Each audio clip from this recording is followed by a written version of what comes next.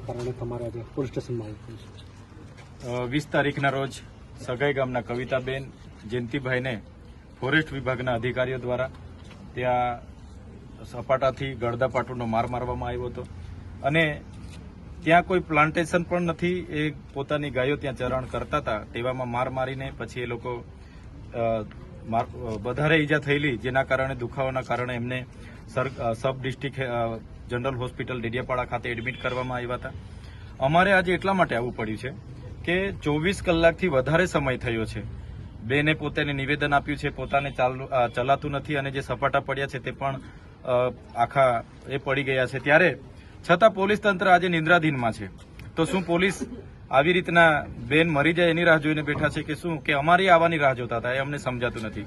એટલા માટે આજે બેને એમના ગામના બધા આગેવાનોએ કીધું કે સાંજે પણ એમને 8-9 વાગ્યા સુધી અહીંયા પોલીસે બેસાડ્યા હતા કે ફરિયાદ કરીશું. નથી કરી. આજે સ્થળ પર રાહ જોતા હતા, ત્યાં નથી કોઈ ગયું. એટલા માટે અમારી પાસે આવ્યા અને અમને કીધું એટલે અમે અમારી ઓફિસેથી એમને એમના ગામમાં બી મળ્યા, જોયું શું બનાવ બન્યો, પછી અમે બધા અહીંયા આવ્યા છે. ત્યારે હમણાં એમનો ગુનો નોંધાય છે, દાખલ થાય છે. જો અગર આરોપીઓને 24 કલાકમાં નહીં પકડવામાં આવશે તો આ ગુરુવારે અમે તમામ આદિવાસી સમાજ અહીંયા ભેગા થવાના છે અને લીમડા ચોકે ભેગા થઈને અમે જંગલ ખાતામાં જવાના છે. જંગલ ખાતું 1927માં બન્યું, એના પહેલાના અમારા બાપ દાદાઓએ સાચવેલું આ જંગલ છે. નવા નવા પ્રોજેક્ટો આવે છે એટલે અમારા લોકોને આ ત્રીજો બનાવ, એ જ બીટગાર્ડના હાથે આ ત્રીજો બનાવ છે.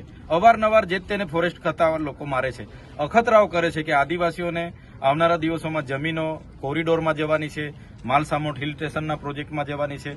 તો આદિવાસીઓ એક છે કે કેમ, પણ અમે એક છે અને ગુરુવારે અમે એની એકતાનો નમૂનો અહીંયા બતાવીશું. હજારોની સંખ્યામાં અમે ડેડિયાપાડાના આદિવાસીઓ ગુરુવારે ડેડિયાપાડા ભેગા થઈશું. જો આમના પર કાર્યવાહી નહીં થાય તો અમારે ગુરુવારે હજારોની સંખ્યામાં ભેગા થવું પડશે અને અમે પોલીસ સ્ટેશને નહીં આવીશું. અમે ડાયરેક્ટ ફોરેસ્ટ ખાતામાં જઈશું, આનો ખુલાસો માંગીશું અને અમારો ન્યાય અમે મેળવી લઈશું. આજે પોલીસે કઈ કાર્યવાહી કરી છે? આજે અમારા આવ્યા બાદ એમણે કાર્યવાહીની તજવીજ હાથ ધરી છે. એમણે કીધું કે સરકારી અધિકારી છે એટલે એફઆઈઆરમાં વાર લાગે. તો શું સરકારી અધિકારીને આવો ઢોરમાર મારવાનો અધિકાર કોણે આપ્યો છે? સરકારી અધિકારી એટલે કોણ? જનતાના ટેક્સના, પ્રજાના પૈસાના જેનો પગાર મળે છે એ અધિકારી છે. આવી રીતના ઢોરમાર થોડો મારવો હોય. એમણે કાયદેસરની કાર્યવાહી કરવાની હતી, આ બેન પર ફરિયાદ કરવાની હતી, કઈ બેનની ભૂલ હોય તો એમના પર જામીન લેવાના હતા. આવી રીતના સપાટા માર, ઢોરમાર કઈ રીતના મારી શકે? એટલે દુઃખની વાત છે. વિસ્તાર અમારો, વસ્તી અમારી અને બહારના લોકો આવીને અમારી મા બેટીઓને આવી રીતના ઢોરમાર મારે, અમે ક્યારે ચલાવવાના નથી. એક બેનને મારે છે, મહિલાને મારે છે. સરકાર મહિલા સશક્તિકરણની વાત કરે છે, મોટી મોટી બણગા ફૂકે છે મહિલાઓના નામે.